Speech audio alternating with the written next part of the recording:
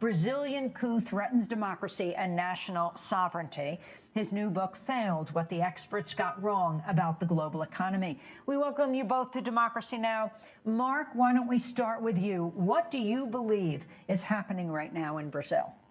Well, I think it is definitely a coup. And, you know, the international media has actually shifted in the last couple of months, and especially more recently. They had been like the Brazilian media, just really reporting it from a pro-opposition point of view, as though this were a legitimate impeachment. And now you see more and more they're saying it's not legitimate, of course, because there's no real charges against the president that would warrant impeachment. And it's really an attempt by the opposition to reverse the results of the 2014 election, to take advantage of the fact that the economy is in recession and go after her. I think that, you know, that article in The Intercept was very important, and Andrew will talk about it. But one point that they made about the visit of Senator Nunes from the opposition in Brazil to Washington this week it didn't get attention from the media, but it really should, because he met with Tom Shannon. And Tom Shannon is the most influential person on Latin America in the State Department. He's going to be the one recommending to Secretary of State Kerry what he should do, where the U.S. should come down on this process. And that's extremely important, because Shannon didn't have to meet with him. He's just a senator, you know. By meeting with him, he sends a message to everybody who's paying close attention in Brazil that the U.S. is okay with this process. It's very similar to the coup in Honduras, you know. Anybody paying close attention to that, and everybody in Washington knew the very first day of the coup, when the White House put out a statement that didn't say one bad thing about the coup, well, that's the strongest statement you could make in support of a coup, a military coup in the 21st century. And so it's a very similar thing. The media totally ignored it, but that was a signal, and I think it shows what we already know. The United States really does want to get rid of the Workers' Party, and always has. And Mark, what specifically are the charges against President Rousseff? Well, specifically, she's charged with using money from the, not using the money, but in an accounting sense, counting money from the public banks to lower or increase the primary fiscal surplus. So, in other words, to make the national accounts look better by using money from the public banks, by counting that in the budget balance. But it's really, you know, the example I like to give is 2013 in the United States, when the Republicans were, threatening to default on the debt, and there was a deadline for when the debt ceiling would be reached. And the U.S. Treasury just kept changing that deadline by accounting manipulations. You know, so she's not specifically accused of bribes or of any kind of personal enrichment. No, and what the media did for a long time, both national and international, was made it look like. So I'm sure most of your listeners believe that her impeachment has something to do with a corruption scandal, and in fact, it doesn't. I want to turn to Andrew Fishman in Rio de Janeiro in Brazil. Andrew, the piece in The Intercept that you wrote headlined, "After vote to remove Brazil's president, key opposition figure holds meetings in Washington." Talk about his significance and what's happened. Good morning. Senator Aloysio Nunes is the chair of the Senate Foreign Relations Committee in Brazil. He was the vice presidential candidate for the opposition party that lost to Dilma Rousseff in 2014. He's been one of the leading opponents of Dilma Rousseff's government and the Workers' Party. And when he became the head of the Senate Foreign Relations Committee, one of his core tenets was that he wanted to bring Brazilian foreign policy closer to the United States, which had been damaged after the Snowden revelations that the United States, that the NSA was spying on Petrobras and on Dilma specifically. And it's been very tense relationship since then. His trip, he says that he had planned to go previously, but he acknowledges that Michel Temer, who is the vice president, who will take over if Dilma Rousseff is removed from office, which seems likely, at least temporarily. He said that Vice President Temer called him, said that the international press was giving a bad image to the impeachment process, and he wanted him to go to Washington and give it it's basically a PR trip. Andrew, you've written in one of your articles that Brazil's extraordinary political upheaval shares some similarities with the Trump-led political chaos in the United States. Could you explain? Yeah, this is a very strange moment in Brazil.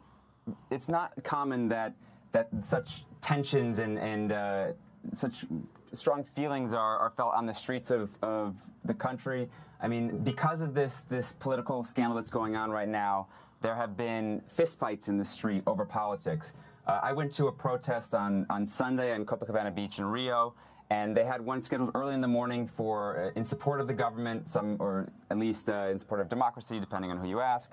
And they put up a barricade in the middle of Copacabana and ended the protest early so that later in the day, the pro-impeachment protests could come onto the streets and there wouldn't be any overlap so that to reduce the potential for any violence. This is very strange in Brazil. This is not something that's happened in living memory. And in that way, the high tensions, the high potential for violence, the extreme rhetoric is very similar to what's happening with the Trump phenomenon in the United States.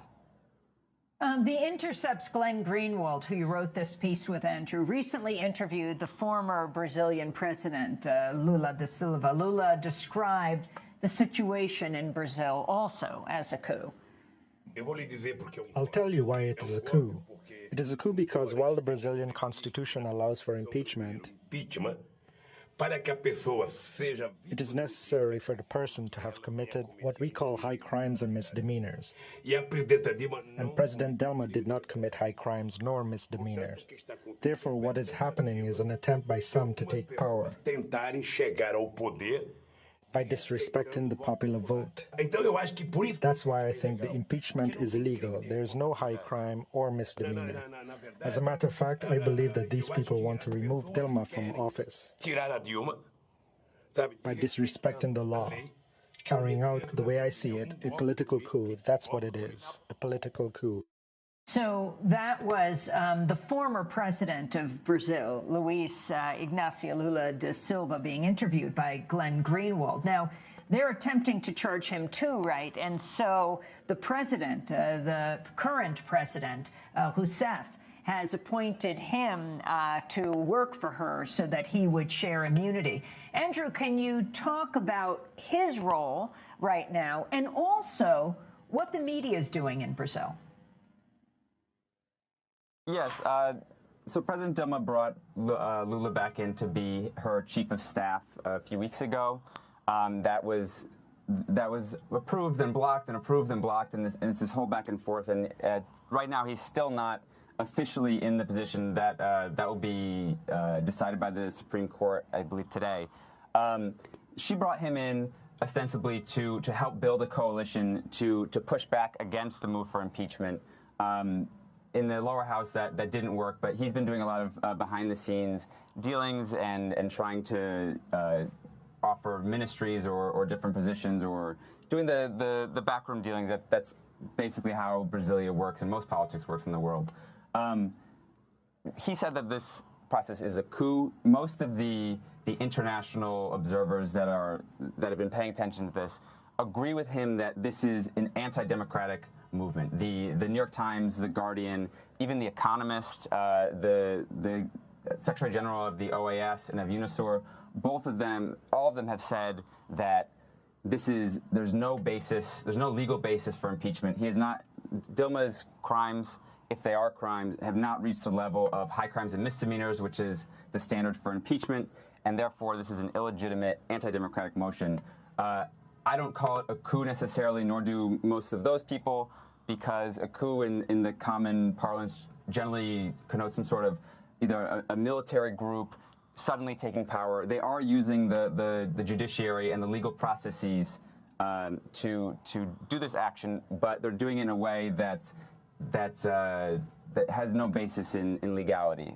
And Mark, I'd like to ask you how we got to this point in Brazil. For years, Brazil had become a darling of international finance, was seen as an economic miracle, even during the period when a avowed socialist and workers' leader, Lula, was president of the country. And now, if this is not a a truly legal situation that's happening with the Congress, why is there so little apparent support for Dilma in the rest of the country?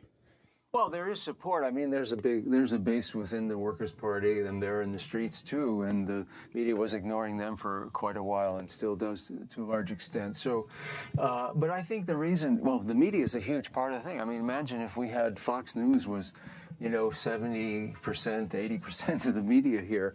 Would Obama even have gotten elected? So that's a huge part of it. Again, they could convince the whole country that she's tied up in corruption and Lula is too, and all that kind of thing. I think the biggest part of it is really the recession. And, the economy did very well for really all the way till a couple of years ago under the Workers' Party. It was an enormous change. They reduced poverty by 55%, extreme poverty by 65%, doubled the real minimum wage, reduced inequality significantly. And this had not happened. Brazil had 23 years with almost no growth of income per person, prior to their election. So they did extremely well.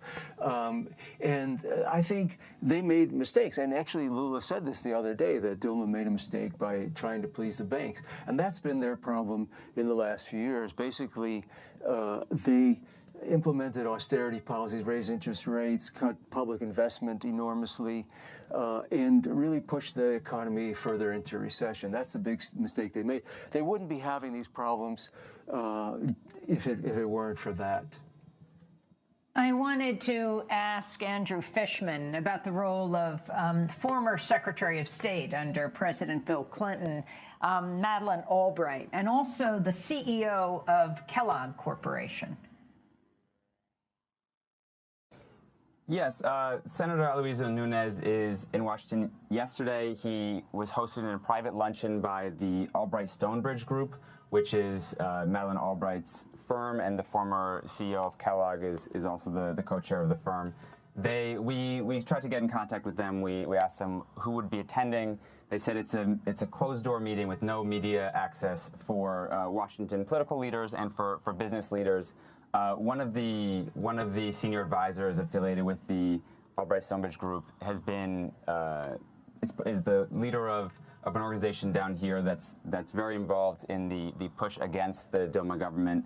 And so, as Mark was saying, it seems that while the U.S. government hasn't made any official stance on their opinion in terms of Lula and Dilma and impeachment, it seems pretty obvious as to what their stance is and which side they're supporting or would support. I want to thank you both for being with us. Andrew Fishman, researcher and reporter for The Intercept. We'll link to your piece after vote to remove Brazil's president. Key opposition figure holds meetings in Washington, co-author of Glenn Greenwald and David Miranda. And thanks so much to Mark Weisbrot, co-director of the Center for Economic Policy Research, president of Just Foreign Policy. That does it for our show. Yeah, we're on the road, and we're here in Colorado.